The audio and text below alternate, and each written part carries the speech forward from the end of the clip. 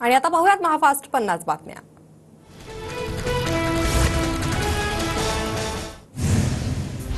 अब्रू नुकसानीच्या खटल्यात संजय राऊत दोषी। मेधा सोमय्यांनी दाखल केलेल्या खटल्यात राऊतांना 15 दिवसांची कैद आणि 25,000चा दंड, तर राऊतांना जामीन मंजूर।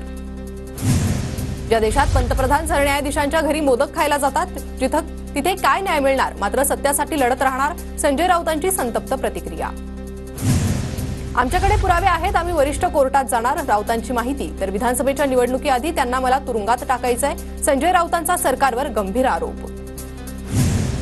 संजय राऊतांनी सोमय्या कुटुंबाची बदनामी केली होती। अब्रू नुकसानीच्या खटल्यात कोर्टानं त्यांना दोषी ठरवलं, पोलिसांनी त्यांना कस्टडीत घेतलंय, किरीट सोमय्यांची प्रतिक्रिया। न्यायालयाचा निर्णय सर्वांनी स्वीकारला पाहिजे आणि पुन्हा अशा चुका होणार नाही याची दखल घ्यायला पाहिजे। संजय राऊतांबद्दल कोर्टाने दिलेल्या निर्णयावर बावनकुळेंची प्रतिक्रिया। न्यायव्यवस्थेत वरिष्ठ न्यायालय आहे, आमच्या समोरील सर्व पर्याय संपले असं नाही, आम्ही वरिष्ठ न्यायालयात दाद मागू। सुषमा अंधारे यांची राऊतांवरील निकालाबाबत प्रतिक्रिया।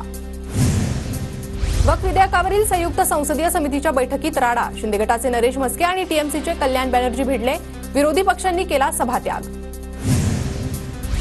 मुख्यमंत्री पदाच्या चेहऱ्यावरील वादावरून काँग्रेसच्या केंद्रीय नेतृत्वानं राज्यातील काँग्रेस नेत्यांचे कान टोचले, नेतृत्वाकडून सबुरीचा सल्ला। नाना पटोलेंनी काल पक्षाध्यक्ष मल्लिकार्जुन खरगेंची भेट घेतली होती।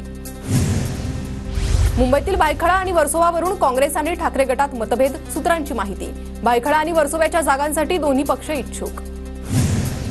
कोकणातील 3 जागांवरून महाविकास आघाडीत रस्सीखेच, चिपळूण सावंतवाडीवर पवार गटाचा दावा, तर राजापूरसाठी काँग्रेस आग्रही। सावंतवाडी राजापूर ठाकरे गटाचे हक्काचे मतदारसंघ। आजपासून 2 ऑक्टोबरपर्यंत मातोश्रीवर विधानसभानिहाय आढावा बैठक। आज नाशिक अहमदनगर जिल्ह्यातील विधानसभानिहाय आढावा बैठक। नवरात्रीमध्ये भाजपच्या उमेदवारांची पहिली यादी जाहीर होणार। ऑक्टोबरच्या पहिल्या आठवड्यात अमित शहांचा मुंबई दौरा, त्यावेळी पहिल्या यादीवर शिक्कामोर्तब होणार। महायुतीच्या प्रमुख नेत्यांची आज रात्री मुंबईत बैठक, तिढा असलेल्या 90 जागांवर बैठकीत चर्चा होणार। बैठकीतील माहिती शहांना मुंबई दौऱ्यावेळी दिली जाणार। अक्षय शिंदेच्या एन्काउंटरवरून सरकारमध्ये श्रेयवादाची लढाई, राऊतांची टीका। शिंदे आणि फडणवीसांमध्ये सिंघम कोण हे त्यांनी बसवून ठरवावं किंवा कॅबिनेट बोलवावी, राऊतांचा टोला।